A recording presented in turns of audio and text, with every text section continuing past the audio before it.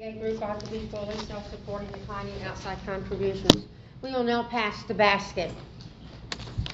This is a weekly literature or STEP meeting. Our format is as follows. The speaker is asked to talk for no longer than 30 minutes. He or she spends 15 minutes on qualifying themselves and the other 15 minutes on either a composition from the big book or the STEP of the week. STEP of the week is 5. Followed by group shares, discussions, or questions until 7 p.m. Then we will end the meeting with the Lord's Prayer or the Serenity Prayer, which is the speaker's choice. You can find our past weekly meetings on our YouTube page called the Stay Alive Literature and Group Meeting. You can also find information about our upcoming meetings and other great stuff on Doylestown Recovery Group Facebook. Do not forget to smash the like button, subscribe, and share. This brings us to the speaker portion of the meeting on today, the 18th. 18th, 2025 in Doylestown, Pennsylvania. At the Monday night, 6 p.m., the Stay Alive Literature and Step Group meeting at St. Paul's Lutheran Church. Tonight's speaker is Jen. Let's give her a warm welcome. Thank you. I'm Jennifer. I'm an alcoholic. So I'll qualify. So I'm kind of like, I'm going to stand up because I do better when I'm standing sometimes. So I used to be a teacher a long time ago. Warning. You can pace, don't worry about it. So I'm kind of one of those, there's all sorts of different alcoholics, all kinds, all types from every corner, right? And I'm one that developed later in life. So I drank socially from the time I was in college until I crossed that line. But I crossed that line somewhere in my 30s. I'm not sure of the exact year, or it kind of was a slow, gradual thing, and I couldn't stop. And I actually looked in the mirror and said to myself, wow, you're an alcoholic. And that was before anybody had called me out on it. I knew it. But I didn't want to stop, so I was like, well, I'll deal with that later. I've been to, I'll start out with, I grew up in a really, really small town. Like, I went to a tiny high school. My graduating class was only 49. Everybody knew everybody, and their mother and their brother and their cousins, and everybody was related to each other, and except my family, because they're originally from Cleveland, Ohio. And so it was just my younger brother and myself and my parents. I have older siblings as well, but they are way older, same parents. They just had a gap of 13 years between my sister, who's older than me, and myself. So they didn't want me to be alone, so they had my younger brother John, thank God, because he is my best friend and one of my biggest supports. And he will never give up on me, and he's wonderful. So thanks, Mom and Dad.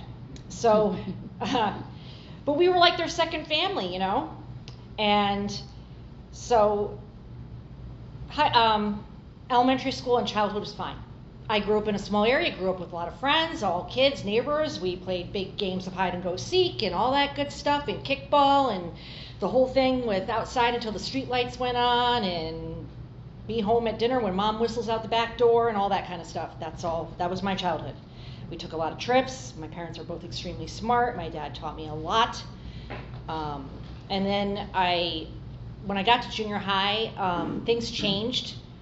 I became like a dork or a nerd or somebody that kids didn't want to hang out with. I was not popular at all. And it was a small school. That's hard to do. But I did have a group of friends. I had my niche of friends. Plus I had the friends you have the friends you went to school with, you have the friends you grew up with that you've known since babies. So I had core friends with them. But high school was like a in and out, happy, sad time because I was not very popular. I never had a boyfriend. Guys were not interested in me, except for to be my friends. I had a lot of guy friends, but, you know, like I couldn't find a date to the prom, and I was on the prom committee, so I had to go because I had helped organize the prom. I was like editor of the yearbook. I was lead in the school musicals. I did all sorts of wonderful things. I was on the softball team, soccer team, but I wasn't a happy kid because I felt always left out and disregarded. I always felt like the tag along, kind of. Got to college, loved college. I was like, oh, thank God. It was amazing to go to a place where not everybody knew you and everything about you and your entire family. It was wild. So I started over. Everybody used to think I was short. This is funny because this is how ingrained when you live in a small town. I was 5 foot tall for a long, long time until I got to like almost 11th grade and shot up 5 inches into 5'5". But in high school, everybody always thought of me as little, skinny Jen. And then I got to college, and it was like nobody had any preconceptions of who I was. So I blossomed in college. I found kind of who I was. I joined a sorority. I was involved. I did philanthropies. I organized banquets. I did all sorts of stuff. And I managed to get pretty darn good grades and graduated on Dean's List and with a 4.0 in my last semester. And I got my bachelor's degree in elementary education, minor in art.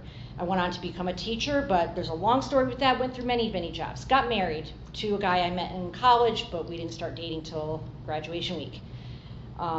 Really thought that this was it. This was the love of my life, and we got married in 2002, and we had 2 beautiful children, 2 girls, and everything was fine. Things started to hit the fan like after my girls were born. My husband wasn't as involved in doing, he'll plan trips and we would do things, but he wasn't really hands-on as much as I was. And I don't know, he just became a little bit more aggressive, and what it all accumulated to was eventually we had to move to Illinois from New York for his job. I was a tag-along spouse because we worked for the same company. They gave me a crappy job. I hated it in Illinois. Now, there was things coming up to this, also in between, but this is where everything blew up. When I was in Illinois, that's where my alcoholism went, bam. I ended up in my first rehab in 2015, and I've been going in and out of rehabs ever since. I think I moved every year in the past 10 years. My husband and I got divorced. There were many things on his side and my side. We're friends now when he's okay. He's a very roller coaster. As my brother says, you never know what Jake you're gonna get. So that's kind of like, I just kind of go with the flow now. But I put up a boundary with him, and he's been pretty good. So my daughters grew up and everything, and my alcoholism throughout this whole time. I moved back, I went to New York, I went back to Illinois, I went back to New York. I was going in and out of rehabs, all this kind of stuff. And I was learning so much along the way, but I kept relapsing. So after much time, care, thought, processes, counselors, sponsors, everything, I came to Avenues. And when I got here, first of all, I'm not trying to like toot Avenues horn, but I will tell you, after experiencing over 20-something rehabs, Avenues is the best rehab I have ever been to. Wow. And does the most for their clients that I've ever seen. And my sponsor, my counselor actually cared about me. Because when I went to rehabs, I was the good kid. I followed the rules, I did what I was told, I worked on what I was supposed to work on. I didn't cause trouble. And when you're not a troublemaker, guess what happens? Most of the time, you get pushed aside. I was overlooked, cast off, meetings postponed, everything, all throughout, because I didn't cause trouble. If you cause trouble, you got attention. But I'm not that kind of person either, so it's not like I was going to do that on purpose. Some of the girls and I used to joke about it, but we're like, gee, I wonder if we steal something, if we'll get attention, if we'll get to meet with our counselor. But anyway, when I got to Avenues, it was not like that at all. And it's not all, sunshine and roses, but it helped. And then, but it's not a cure-all, guys. Like, everything you have to do the work yourself. So I ended up relapsing. I had a rough go. I went to the hospital. I got out, and I said, that's it.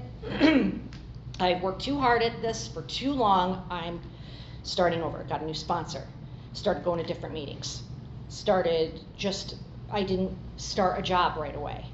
I just started doing things just with a fresh, clean slate, with also taking along the knowledge that I had learned along the way.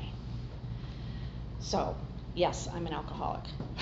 And I just did step 5 recently. So we had the nice young lady last week talking about step 4 and step 5, and I feel weird talking to this group about this because I honestly prepared for a really large group today in my head. But this is kind of casual, so that's good. But step 5, what is it about? It's about being honest, it's about trust, it's about being vulnerable. And when a lot of people ask me, what is step 5? I sometimes some people need the layman's terms of, it's when you spill your guts. And they're like, oh, I'm like, yeah, you tell everything, but to a trusted person, right? So in the beginning, so when I was thinking about this, I put myself into my shoes of when I started this journey back in 2015 or so. And I was like, if I was in those shoes then, and somebody asked me what step 5 was, I would have really no idea. And would I be scared about telling somebody everything? All my secrets? Everything? Probably. It took time, but over the years, you know, I've been mentally preparing for this moment for a long time. And I got through step 4, and I did step 5 with my sponsor. And I chose my sponsor because my sponsor is somebody I trust, and I can tell anything to, and she's not going to judge me, ridicule me. This is a time to get everything off your chest. And that's why when you do your 5th step and you do get everything off of your chest, it helps you prepare you to attack step 6 with your character defects. Because once you're cleansed, you can be like, okay, this is what we need to work on, and God's going to help me. Because not only are you telling your 5th step to your sponsor or the person you trust, is you're telling it to God. And I've heard a lot of people, I've met, okay, over all the years, lots of rehabs, met a lot of people from all backgrounds, in all spots of their life. And a lot of people have said to me how scared they were to do step 4 and 5. And honestly, I was relieved, because it was nice to just sit down and just be like, okay, this is everything, and just talk about it. If you'd asked me in 2015 if I would have maybe left some stuff out, maybe back then I would have. Now, no. And I've also met a lot of people who have left stuff out of their 5th step and come back and said that they wished they hadn't. So that's why it's important. And you always can do it again, though.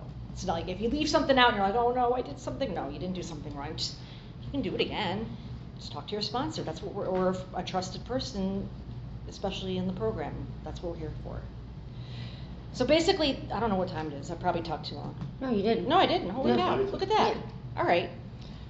But that's basically my take on step 5. When I did it, I'll go into real quick about the trust thing. If you read in the big book, obviously back then they didn't have a lot of people that they could trust because it was such a small group of people. So we didn't have sponsors, you know, at our fingertips to call upon and ask to help us along our way as much as we do now. So that it recommends other people you trust. But honestly, and they mention, you know, like clergy, you know, preacher or, you know, a trusted friend. But they also remind that if you are telling your step 5 to somebody, make sure it's not going to hurt that person at all, even in a sideways way. So, only other person in my family or in my life that I could think of that I would do my step 5 with is a good friend of mine, but I felt completely lovely with my sponsor, and she made me feel very comfortable, and that's the way it should be, I think. That's about it, I guess. Okay. Wonderful. Good job. This brings us, okay.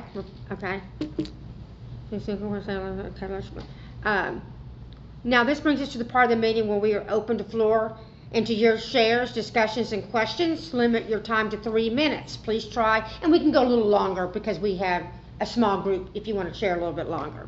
Please try and keep your conversation to the literature or steps shared by tonight's speaker. If you feel like drinking or if you had a drink today, please see me or someone after the meeting. Now this is the time we will open up the meeting. Cheers. Thank you. Okay, Michelle. Hi, I'm Michelle.